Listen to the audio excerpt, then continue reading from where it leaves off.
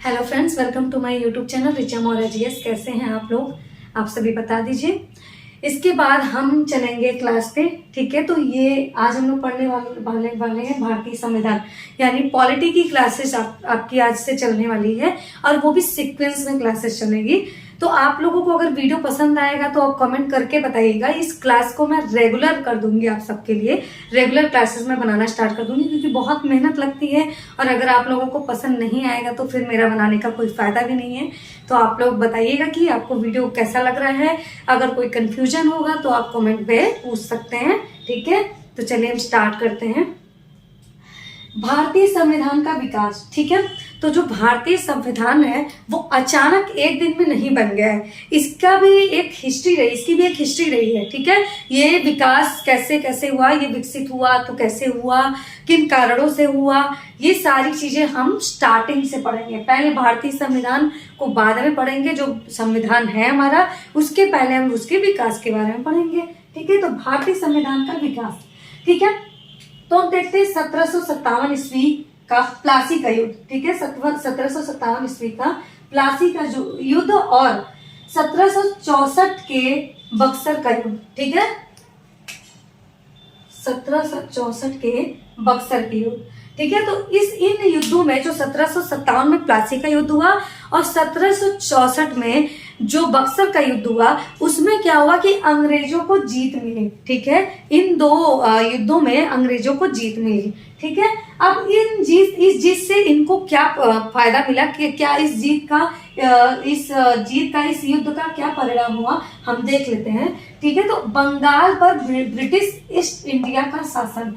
ठीक है, अब ये जो मतलब ये अंग्रेज जो जीत गए, इसके परिणाम स्वरूप क्या हुआ कि बंगाल पर इन्होंने अपने शासन को कायम कर लिया, अपने शासन को स्थापित कर लिया। फलस्वरूप ये हुआ कि ब्रिटिश ईस्ट इंडिया कंपनी का शासन बंगाल पे हो गया। ठीक है, अब देखते हैं अंग्रेजों द्वारा पारित एक्ट। ठीक है, अब ये जब शासन को अपने शासन सत्ता को मजबूत कर लिए बंगाल पे, तो अब इन्होंने क्या हुआ, एक्ट को पारित करना शुरू किया। ठीक है, एक्ट को पारित करना शुरू किया। अब हम देखते हैं कि 1773 का रेगुलेटिंग एक्ट। ये सब एक्ट बहुत ही ज्यादा इंपॉर्टेंट है, एग्जाम में बहुत पूछे जाते हैं। बहुत ज्यादा आप लोगों को पढ़ने की जरूरत नहीं, जो भी इंपॉर्टेंट है मैं वही पढ़ाऊंगी।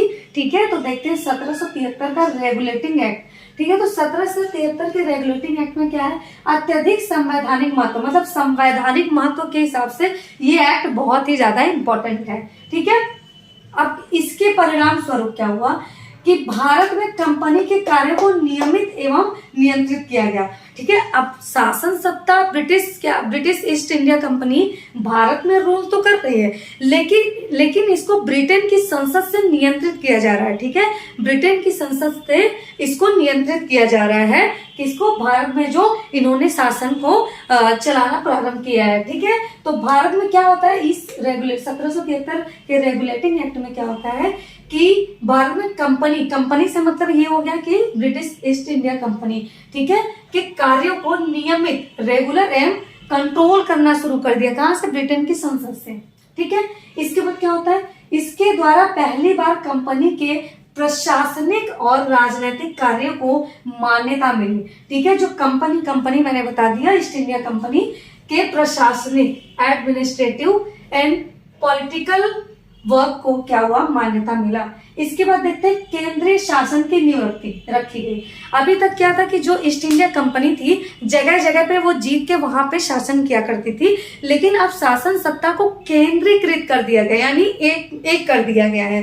ठीक है, किससे? 1773 के रेगुलेटिंग एक्ट को। ये सब जो पॉइंट्स है बहुत ही इंपॉर्टेंट है। ठीक है, एग्जाम में ये पॉइंट पूछे जाते हैं। अब देखते हैं विशेषताएं। जो 1773 के रेगुलेटिंग एक्ट है उसकी विशेषताएं क्या क्या है। ठीक है, तो बंगाल के गवर्नर को गवर्नर जनरल बनाया गया। ठीक है, अभी तक क्या था कि बंगाल को अगर इन लोगों ने जीता, बंगाल को जीता, तो अभी तक बंगाल के केवल गवर्नर हुआ करते थे। ठीक है, बंगाल के केवल गवर्नर हुआ करते थे। वो भी कौन था गवर्नर? पहला गवर्नर कौन था? Robert Clive. आपने रॉबर्ट क्लाइव का नाम सुना ही होगा, वो बंगाल के पहले गवर्नर थे। ठीक है, अब 1773 के रेगुलेटिंग एक्ट से क्या हुआ कि गवर्नर के पद को समाप्त कर दिया गया। इसके इसके अलावा आया गवर्नर जनरल, ठीक है, गवर्नर के पद को समाप्त करके गवर्नर जनरल का पद लाया गया, ठीक है। अब देखते हैं क्या हुआ। ये क्वेश्चन पूछता है कि जो बंगाल के गवर्नर के स्थान पे गवर्नर जनरल का पद किस एक्ट से आया, तो 1773 के रेगुलेटिंग एक्ट से ये गवर्नर जनरल का पद है। अब देखते हैं कि बंगाल का गवर्नर तो रॉबर्ट क्लाइव था, लेकिन बंगाल के गवर्नर जनरल, ठीक है, बंगाल के पहले गवर्नर जनरल जो थे वो वॉरेन हेस्टिंग्स थे। पूछा जाता है कि बंगाल के पहले गवर्नर जनरल कौन थे, तो बंगाल के पहले गवर्नर जनरल थे वॉरेन हेस्टिंग्स। कौन थे? वॉरेन हेस्टिंग्स, ठीक है। अब देखते हैं कि इस गवर्नर जनरल का पद आ गया। इसके बाद क्या हुआ, मुंबई और मद्रास के गवर्नर को इसके अधीन रखा गया, ठीक है। अब हुआ ये कि बंगाल का जब गवर्नर जनरल बन गया तो उसका पद बहुत बड़ा हो गया ना, इंक्रीज हो गया, गवर्नर जनरल बन गया वो, ठीक है। तो अब क्या हुआ कि मुंबई और मद्रास, ठीक है, उस वक्त 3 प्रेसिडेंसीज थी।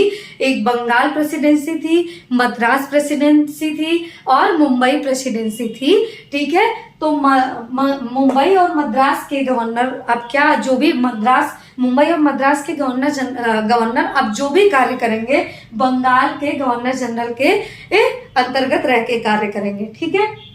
अब देखते हैं दूसरी क्या है, मिलिट्री एंड सिविल पावर, ठीक है।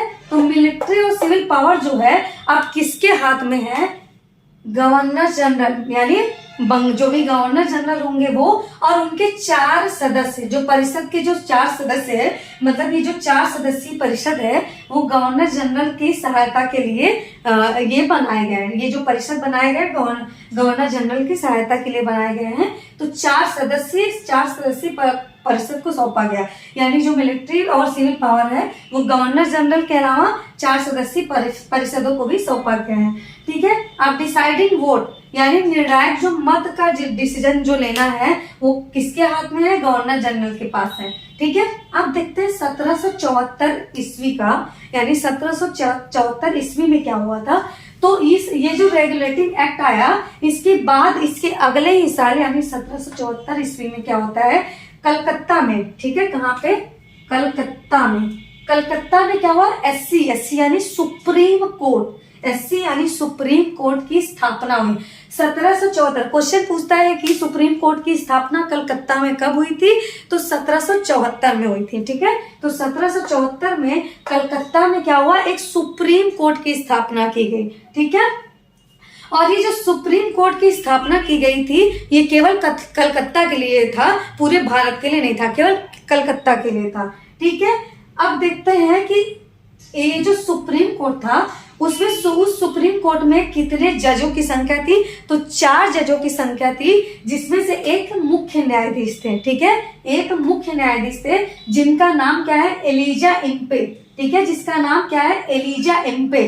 फिर से सुन लीजिए कि कलकत्ता में जो सुप्रीम कोर्ट था उसके जो मुख्य न्यायाधीश थे उनका नाम क्या था, एलिजा इम्पे। आप बार बार नाम को रिपीट करिए क्योंकि एग्जाम में पूछा जाता है, ठीक है। तो एलिजा इम्पे जो थे वो कलकत्ता सुप्रीम कोर्ट के मुख्य न्यायाधीश थे, ठीक है। अब इसके अलावा 3 अन्य न्यायाधीश भी थे, ठीक है, 3 अन्य न्यायाधीश भी थे। वो कौन कौन से हैं, हाइड, चेम्बर, लिंचेस्टर, ठीक है, लीचेस्टर, ठीक है। कौन कौन थे, हाइड, चेम्बर, लीचेस्टर। आप इस तरीके से भी पढ़ सकते हैं कि लीचेस्टर का चेम्बर हाइड कर दिया गया, ठीक है, लीचेस्टर का चेम्बर हाइड कर दिया गया, ठीक है। आप जैसे ऐसे नहीं याद कर पा रहे हैं तो लीचेस्टर का चेम्बर क्या हुआ, हाइड कर दिया गया, यानी गायब कर दिया गया। किसका चेम्बर, लीचेस्टर का चेम्बर हाइड कर दिया गया। शॉर्टकट फॉर्म क्या है, HCL, ठीक है, HCL,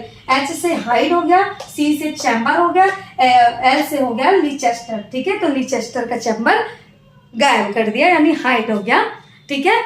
आप लोग देखिए कि वीडियो आप लोगों को कैसा लग रहा है, आप मुझे बताते जाइए। इस तरीके के वीडियो मैं आप लोगों को डेली के डेली प्रोवाइड करती जाऊंगी, ठीक है।